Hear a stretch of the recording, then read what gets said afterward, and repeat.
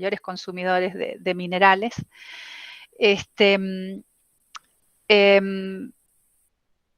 Entonces, se crea este proyecto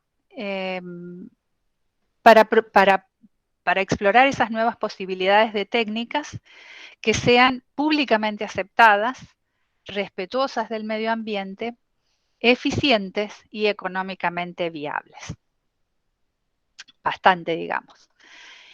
Y ese nuevo proyecto, que se llama INFACT, hace que en este proyecto se crea un consorcio con diferentes partes. Entre ellos está la sociedad civil, el Estado, la investigación y la industria. Es decir, que en este proyecto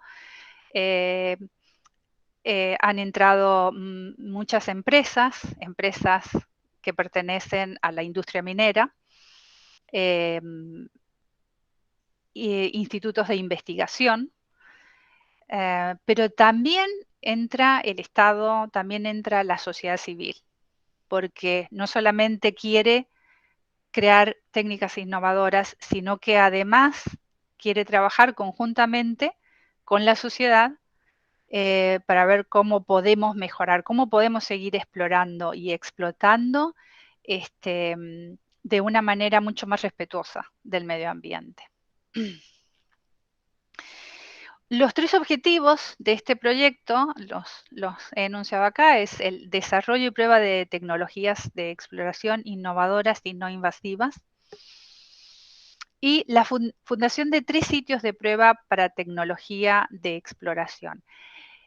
Lo que se hizo es trabajar todas las técnicas innovadoras, se probaron en 3 sitios en Europa. En el sur de Europa fue en las minas de Río Tinto y Cobre, en Las Cruces, en España. En el centro fue en Gella, en Alemania, y en el norte fue en Finlandia, en una mina que se llama Sakatti.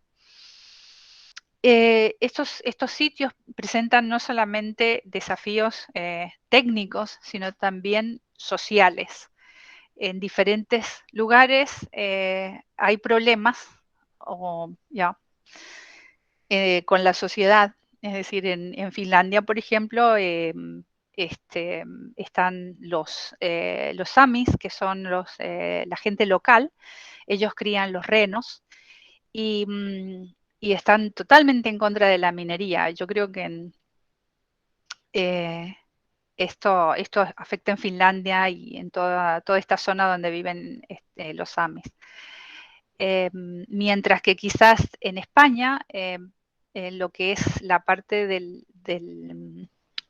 cinturón pirítico, eso está hace más de 100 años, más de 100 años. Son zonas mineras y la gente está más acostumbrada a vivir al lado de la mina, ¿no? Pero quizás tenga otros problemas. Entonces, bueno, se eligieron estos 3 sitios para probar esas nuevas tecnologías. Y por otro lado, el otro tema es la participación de las partes interesadas, ¿no? La educación, pero además reformas políticas, es decir, cómo se puede esto aplicar políticamente y hacer reformas para que sigamos trabajando con todas las reglas que debemos trabajar. Y yo les voy a hablar de las tecnologías de exploraciones innovadoras, porque la verdad que hablar de todo esto puede llevar muchísimo tiempo y no quiero que se me duerma. Dentro de las tecnologías innovadoras tenemos 2, el SQUID, que es Full Tensor Magnetic Gradiometry, y el Ground Floor Electromagnetic.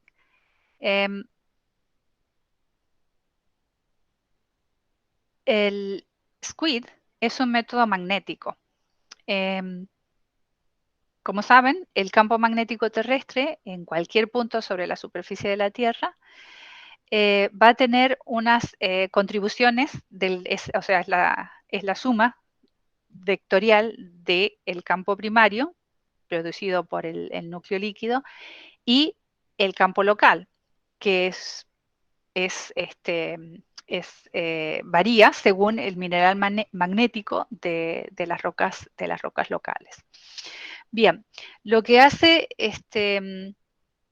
cuando estamos midiendo en este vector, tiene una orientación y también tiene una amplitud. Los cambios leves que haya en el campo magnético local influyen en la orientación y en la amplitud de ese vector. Por ejemplo, si hay una gran concentración magnética, de mineral magnético en una zona relativamente homogénea, el vector magnético local cambiará. Y en un mundo tridimensional, ese vector tiene 9 gradientes espaciales que forman un tensor, que es lo que mide el campo anómalo. Bien, lo que hace este equipo que se ha creado es medir el gradiente, es decir, medir todos los tensores del campo magnético. ¿Y qué hace esto?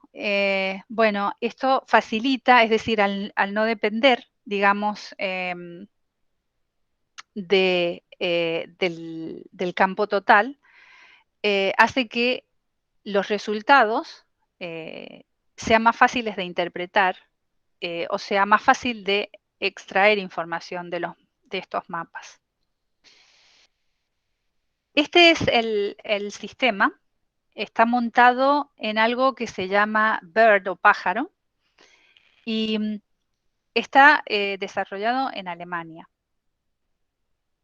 Si pueden, en la figura del centro está, digamos, una especie de radiografía y todo el equipo está dentro de ese pájaro, incluso la batería.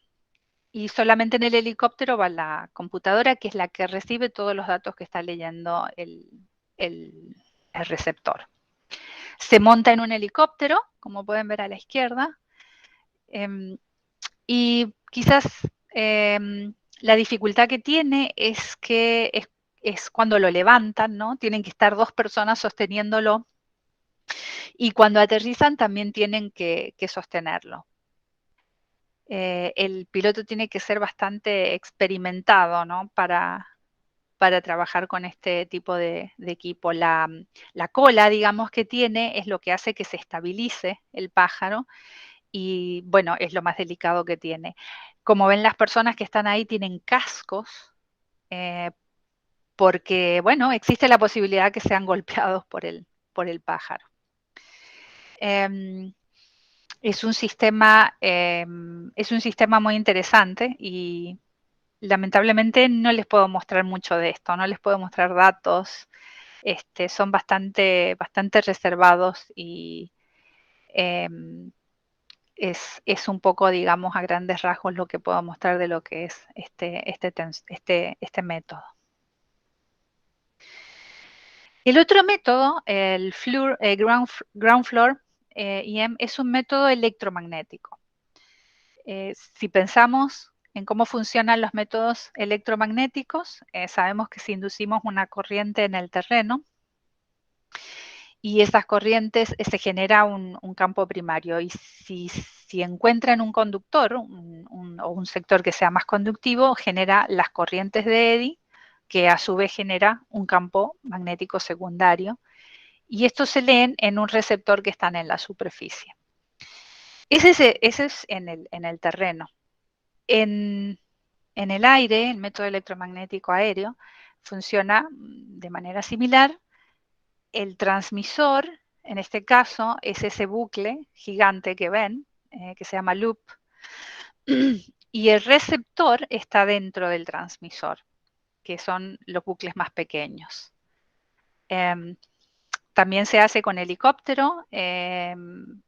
Este sistema también, generalmente los sistemas electromagnéticos aéreos tienen un sistema magnético, y acá lo pueden ver en el cable está el magnetómetro.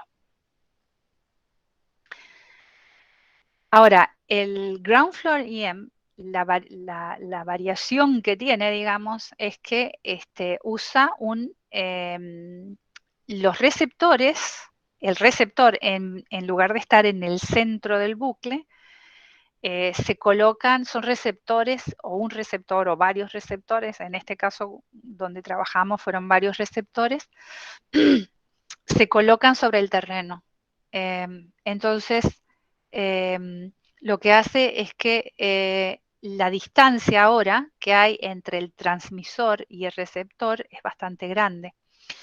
Y eso permite que la detección y la discriminación de los tipos de conductividad sea mucho más eficiente. Y especialmente se usa en zonas donde son altamente conductivos, como por ejemplo la exploración de níquel. Pero hay otros sulfuros como el cobre, que pueden estar también en contenidos bastante grandes y pueden ser muy conductivos. Este sistema también es muy bueno cuando hay conductividades debajo de otras conductividades para poder discriminarlas. Acá les quería mostrar un poco cómo es el tamaño que tienen los bucles. Más o menos, yo creo que el transmisor tiene 30 metros, no me acuerdo bien, pero es alrededor de 30 metros. Y todo esto viene desde, perdón, de Sudáfrica o de Canadá. Entonces, todo lo llevan montado en cajas y cuando llega allí tienen que desmontar todo y las personas que están ahí son en realidad los ingenieros y geofísicos que están montando y poniendo todo junto en el aeropuerto. Bien. Y el otro método es, este no es una técnica, sino que es un procesamiento, ¿no? Un procesamiento de datos. Y es el efecto de la polarización inducida aérea. Esto se utiliza en los datos aéreos electromagnéticos y lo que sucede es que cuando hay capas cargables poco profundas y además un basamento resistivo, este efecto o los efectos de IP pueden alterar la relación entre la profundidad y el voltaje medidos en cierto receptor, ¿no? Normalmente lo que se ha hecho siempre con esto y lo que pasa es que te da unos valores negativos que no sé si los puedo marcar acá, pero son estos picos negativos que están acá. Y normalmente lo que se ha hecho ha sido eliminar esos valores negativos para hacer las interpretaciones. Pero ahora hay una empresa que está trabajando con estos datos y ha creado un software y todo un procesamiento para analizar por qué esos picos negativos, ¿no? Y entonces lo que hace dice que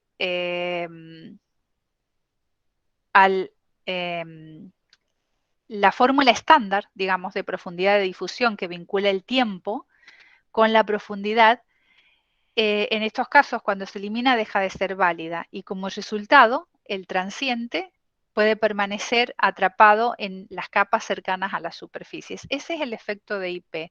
Es decir, al ser el basamento resistivo, puede pasar que estemos con valores... Ya intercambié las valores. Bien, vamos ahora a formar el ácido. No me están hablando a mí, ¿no? Me parece que hay un micrófono que se ha activado. Ah, bueno. A ver. Suele pasar. Sí. A ver. Noelia Morán dice, te ha activado el micrófono. Por favor, puedes apagarlo. Mil disculpas. Si no, fíjate si lo podés hacer vos. Sí. Vamos a hacer el ácido yodoso. A ver ahí. Un minuto.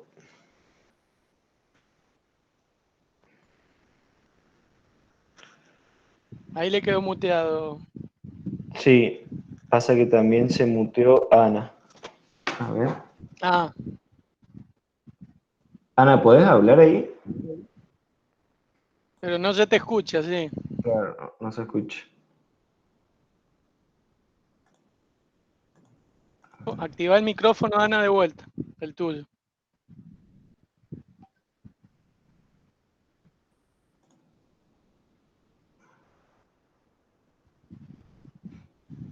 Ahora están todos muteados.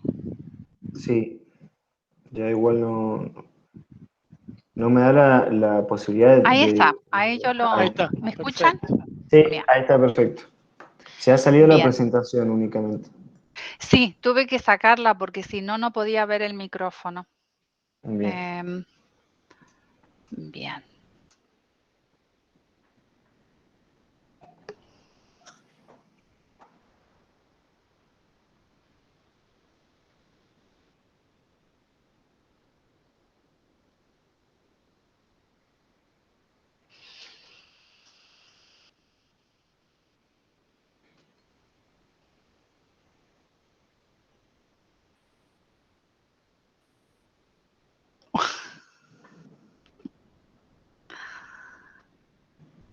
Voy a tener que hacerlo de nuevo, no sé qué pasó. Bueno, Sí, no hay problema. no hay problema. Mientras está presentando, te cuento que llegó el viento sur, acá se está llevando, está arrancando árboles de todo, no sabes lo que es. Tierra, pero No, por eso estaba la gente ahí toda, toda alterada. Quizás por claro, eso ya. se activó el micrófono. Sí, igual apenas llegó el viento, se empezó a salir gente y eso es Sí, muy porque se quedan sin internet. Después sí, volvieron. Pero Ah, apenas ok, llegó empezó a caer gente. sí, sí. Está ok. fuertísimo, fue. Bien. Bueno, entonces sigamos con este efecto de polarización inducida, ¿no? Vamos a ver un ejemplo así, quizás se pueda entender un poco mejor. Tenés que En este... compartir, Ana, porque no lo estamos viendo. Sí, exacto. No. A ver. Ok. Claro, ¿sabes qué? Ah, a ver, vamos de nuevo.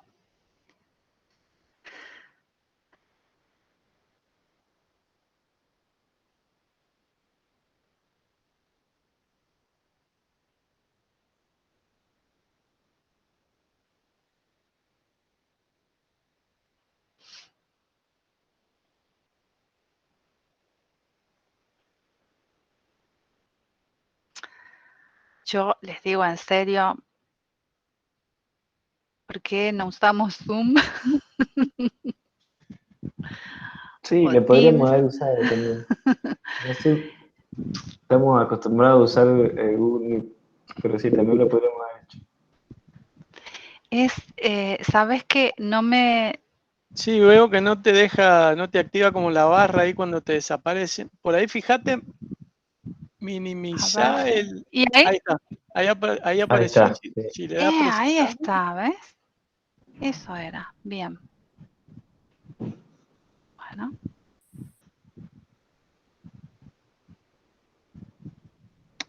¿Ahí ahí se Ahí ve? está. está. Sí, ahí está perfecto. Buenísimo. Bien. Bien, entonces lo que les estaba comentando es que en este caso lo que se usan son datos existentes electromagnéticos. Entonces, la ventaja que tiene es que no hay que hacer un nuevo vuelo o un nuevo relevamiento, sino que con los mismos datos que tenemos se puede hacer un procesamiento nuevo para determinar el efecto que tiene la polarización inducida. En este caso, tenemos el caso A, es un modelado perdón, el B, sí, el A es un modelado estándar, donde no se ha considerado el efecto de IP. Y el caso A es, perdón, el B es donde se ha hecho el modelado de IP. Lo que se puede ver es que en este caso tenemos un, quizás a simple vista no hay mucha diferencia, pero se puede ver una conductividad mucho mayor en este sector que en este sector. Es decir, que a veces se puede interpretar como un sector muy conductivo cuando en realidad es medianamente conductivo, ¿no? Pero cuando se hacen todas las limpiezas, digamos, y todos los procesos del IP, sí queda, sin embargo, una clara, es muy claro la parte conductiva del lugar, y esto va muy acorde con esta línea rosa que hay acá, es la profundidad del basamento. Y eso se ha detectado con los pozos de perforación, así que es una información bastante acertada. Lo que vemos con el efecto de IP es que coincide bastante bien la zona conductiva, que es un depósito, y con la profundidad de basamento. Sin embargo, se puede ver, se cree que debajo de este basamento hay un río salino, que le llaman, y probablemente está bastante acertado, ya que allí sigue habiendo valores de conductividad bastante altos, ¿no? Bien. Esas son las tres, bueno, estas son las partes que yo les quería comentar. ¿Cuáles son cuáles han sido las conclusiones de este proyecto con respecto a estas técnicas? Básicamente creo que ha sido que o sea, que ha habido mucho trabajo con respecto a la parte de tecnología, pero se ha trabajado muy conjuntamente con los geólogos, con todos los datos geológicos y todos los datos existentes. Para resumir un poco cómo se trabajaba con esto, lo que se hizo fue en estas tres zonas que les comenté de prueba, en esas zonas de prueba ya se conocían los depósitos, ya se sabían, como este último que les mostré, ya se sabía a qué profundidad estaba el basamento, dónde estaba el depósito, porque siguen existiendo los depósitos allí. Entonces, esas zonas se volvieron a hacer relevamientos con las tecnologías de punta que existen hoy, se interpretaron y se utilizaron los datos existentes también, y luego se hizo una campaña con estas tecnologías innovativas, y se compararon resultados, es decir, realmente pueden llegar a mayor profundidad, realmente se podían estudiar los parámetros de una forma más detallada, y eso ha sido lo más positivo, digamos, es que especialmente las tecnologías de Ground Floor EM y la de SQUID demostraron que podían llegar a profundidades mayores. Estas tres zonas de Europa, la idea es que queden allí para que cada nueva tecnología que aparezca sea probada en esas zonas y sea comparada con la información que existe. Obviamente que esa información que existe es muy reservada, porque si yo voy a probar un equipo nuevo allí, yo ya sé a qué profundidad está el depósito, quizás no sea tan imparcial en la interpretación. Entonces, por eso dice que este proyecto va a seguir creciendo y ahora se está hablando de generar digamos, un consorcio que sea el que regule esos modelos y regule las nuevas tecnologías que vengan para poder certificar que son acertadas o quizás no son tan, tan increíblemente precisas como dicen. Bien, entonces, eso, bueno, es un poco lo que les acabo de decir, ¿no? Dentro de lo que son las conclusiones. No sé si seguramente me han quedado cosas que, que no me he olvidado decirlas, pero bueno, si tienen preguntas, quizás me ayuden a completar un poco toda la información, ¿no? Bueno, Ana, muchas gracias. Entonces, bueno, pasamos a la etapa de las preguntas. Si quieren utilizar el micrófono pueden hacerlo, o si quieren utilizar el chat para escribir preguntas, pueden hacerlo también y yo se las leeré a Ana. También aquí voy a dejar el formulario de inscripción, de asistencia, perdón, para aquellos que requieran de un certificado. Y bueno, Ana, yo te preguntaría únicamente si, primero, en toda tu trayectoria en la minería, ¿cuáles consideras que son los métodos más importantes hoy de exploración, más allá de que cumplan o no las condiciones de ser no invasivas y socialmente aceptables, digamos? Y también preguntarte cuál es la relevancia que crees que van a tener estos métodos nuevos que nos has propuesto y tal vez otros nuevos métodos en el futuro de la exploración minera. Bien, muy interesante tus preguntas. Yo creo que siempre los métodos geofísicos dependen de qué se va a explorar, ¿no es cierto? Por ejemplo, en uno de estos sitios de pruebas en España, lo que se llama el cinturón pirítico, bueno, allí se pueden encontrar diferentes tipos de depósitos, pero básicamente son depósitos masivos, de sulfuros masivos. ¿Y qué método responde bien a esto? Es el método electromagnético, ¿no? Entonces, todo lo que sea electromagnetometría va a funcionar bien allí. Pero en el mismo cinturón hay una mina bastante grande, un depósito muy grande que se llama Neves Corvo y es un depósito de zinc.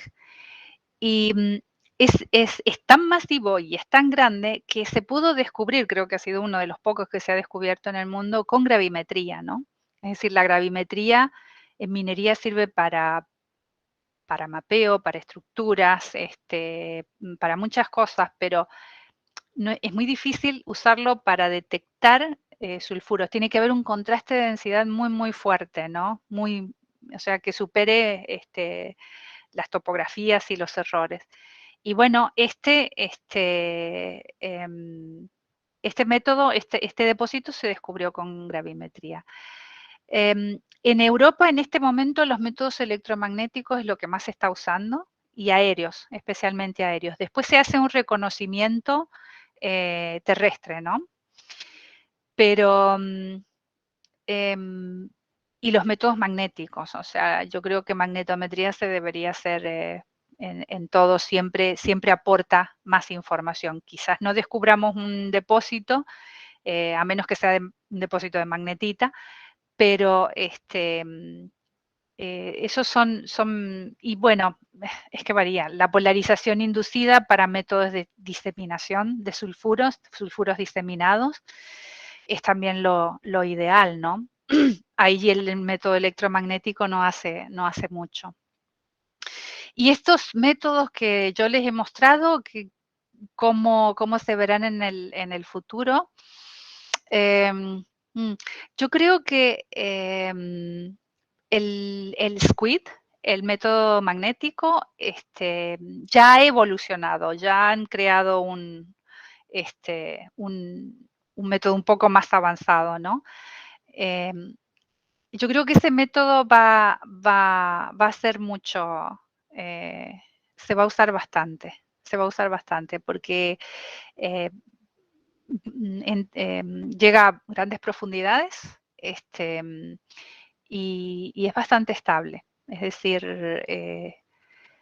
se usa en helicóptero. Yo a veces me pregunto cuánto esto se puede usar por ejemplo, en la cordillera de los Andes, ¿no? Y mientras se pueda volar, o sea, volar allí no es tampoco tan fácil, es un poco riesgoso, pero sí se puede hacer, se han hecho muchos vuelos. Yo creo que allí estos métodos pueden funcionar bastante bien. Y no me acuerdo, ¿cuál era la tercera pregunta? No, eran esas dos preguntas. Me las has Bien. contestado bien. Muchas gracias. Acá hay algunos comentarios en el chat, que te los leo si querés. Teodora dice, clarísimo, muy interesante, muchísimas gracias.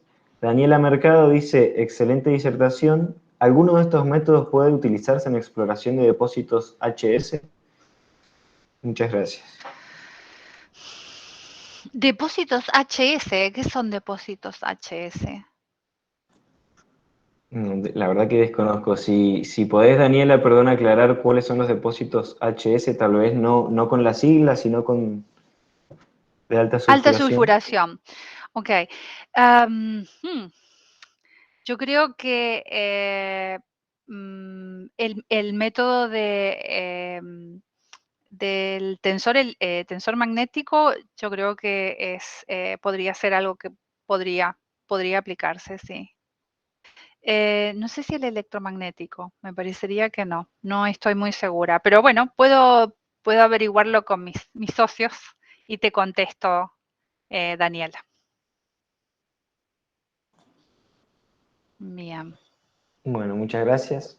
Después, Elber Daniel Quispe dice, en relación a costos, ¿el método electromagnético es más caro que los otros métodos geofísicos? Es más caro, sí. Hablemos del método electromagnético aéreo, ¿no? Los métodos electromagnéticos aéreos son más caros. Si lo comparamos, por ejemplo, ¿con qué lo podemos comparar? Con radiometría o con magnetometría. En realidad, la electromagnetometría aérea siempre va con magnetometría, leen los dos métodos. Y en cuanto al terreno, los métodos electromagnéticos de terreno son generalmente más caros que los de polarización inducida, o que los de magnetometría, los de gravimetría. Es un método un poco más caro, sí. Pero el aéreo sí, en general cuando se hace un método aéreo tienes que tener unos cuantos de cientos. Pero bueno, es parte o sea, la ventaja que tiene, si lo comparamos, en realidad, según como uno lo compare, ¿no? Pero si lo comparas con las perforaciones, digamos, las perforaciones, puedes ahorrar muchísimo dinero en perforaciones haciendo un relevamiento electromagnético, porque entonces eso te va a dar cuáles son las áreas más importantes y entonces allí te enfocas con métodos de tierra, ¿no? Para tener buenos targets de perforación.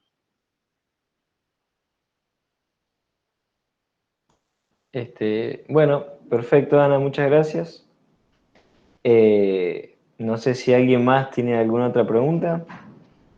Muy buenas Sergio, preguntas, ¿eh? sí. Sergio, he visto que has prendido la cámara. Sí, no, nada. Era para agradecerle también si no había más preguntas, Ana. Pero con el tema del litio, ¿cómo ves el rol del geofísico, digamos, ¿no? En la prospección de litio? Que bueno, como sabrás, nosotros acá tenemos alto potencial, digamos, también, ¿no?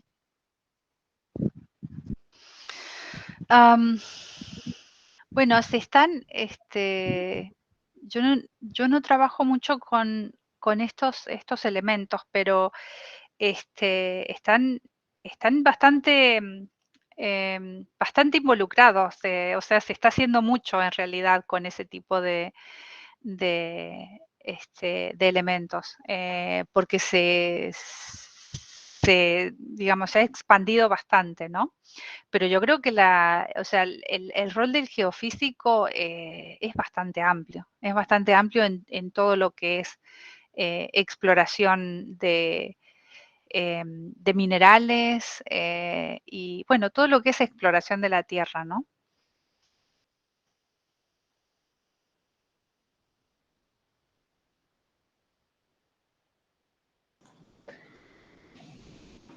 Sergio se Perfecto, frizó. Ana. Ah, sí, justo estaba por preguntar, no sé si me había frisado yo o eran ustedes. Ahí está, ahí volvió. Ahí está. Bueno, Ana, muchísimas gracias, muy clara la respuesta. Parece que no hay más preguntas, así que sí, perdón. No, quería saludarlo a Juan Carlos Pechuán, que está ahí. Ese es un, un ex compañero de la facultad. Ah, mira. Ahí te puso un mensaje, sí, justo te Sí, puso un mensaje, pero sí, no sé, si sí. quiere activar el micrófono, Juan Carlos, estás hacelo sin problema, obviamente. Juan Carlos es experto en métodos eléctricos. Tendría que estar dando una charla acá también, ¿eh? Así que, Ah, no Sergio, sabía. sí, Lo vamos a anotar entonces para anótenlo, contactarnos. Sí, anótenlo, sí, sí, sí. y Juan Carlos siempre está en nuestras charlas encima. Siempre lo veo, siempre lo veo. Presente. Claro, No lo conozco, pero siempre veo su nombre presente en las charlas. sí, sí, sí, no, Sí, sí, sí. sí, es bastante activo en geofísica. Bien, chicos, Bueno, buenísimo. yo la verdad que disfruté mucho de la charla. No quería hacerla aburrida, pero más o menos que se tuviera el concepto de que necesitamos nuevas maneras de pensar en la prospección minera y en la prospección de petróleo también, ¿no? Pero la manera, yo creo que la manera no es manifestándonos y cerrando las minas, porque eso va en contra de nosotros mismos, sino de crear estas nuevos métodos en los cuales involucremos a todo el mundo, ¿no? Tanto a la parte técnica como a los gobiernos, a las sociedades, a los grupos activistas, es decir, que haya un entendimiento para que se siga haciendo, se siga extrayendo los minerales que necesitamos para la vida diaria, ¿no? Claro, totalmente. Bueno, y este tipo de charlas que justamente lo que generan es generarle en la conciencia a toda la audiencia un poco de la innovación que se puede hacer para llegar a eso, porque cerrar las minas claramente no es una opción. No podemos hacerlo porque lo que nos da la minería es básico para cumplir todas nuestras necesidades. Entonces, bueno, está bueno tener una charla sobre innovación de métodos geofísicos en este caso, que nos has dado, Ana. Así que, bueno, muchas gracias de nuevo. Juan Carlos dice, No no tiene tengo micrófono, no micrófono, mil disculpas. importa, bueno. Sí, totalmente de acuerdo. De todas maneras, estos grupos en contra de la minería tienen que existir. Yo creo que también le hacen bastante Sí. bien, ¿no? Crean mucha conciencia y eso es muy bueno también. Sí, es que tal vez es lo que genera, digamos, que hayan cambios al fin, Exacto. digamos. Es importante porque si no hubiese alguien que nos diga, che, estamos haciendo esto mal, tal vez no haríamos ningún cambio. Por supuesto que tienen que existir. Pero bueno, por ahí, como decís vos, cerrar una mina no sería la solución. Al menos hablando de una manera general. Así que bueno, bueno, muchas gracias a todos. Ya se están yendo. Sí. Muchas gracias a vos, Ana, sobre todo, porque la verdad que se valora mucho que desde allá, estando trabajando y todo, puedas prestarte para darnos una charla como esta. Así que, bueno, sabes que desde el capítulo de San Juan y toda la audiencia te lo agradece, y cualquier cosa que necesites, nosotros los estudiantes que estamos acá en San Juan, mientras seamos estudiantes, tal vez podemos darte una mano. Cuando quieras volver, tendrás las puertas abiertas también. Me parece Bien. excelente. Voy a mantener el contacto porque a veces salen posibilidades para cursos, o sea, o para estudiantes, para másters, para doctorados, así que vamos a mantener el contacto a ver si se puede hacer algo con la Universidad de San Juan, con la Facultad de Ciencias Exactas, ¿no? Gracias a Buenísimo, ustedes, sería. chicos. Muchísimas Bueno, gracias. Gracias por ser gracias, tan Ana. buenos. No, gracias a vos. Bueno, Y bueno, gracias. tusen tak, entonces. Tusen tak. Vaya good, vaya good. Bueno, muchas gracias, Bueno, y gracias estamos a en vos. contacto. Dale, Adiós. listo. Buenas noches. Dale, muchas gracias, Noel. Adiós. Chao, chao.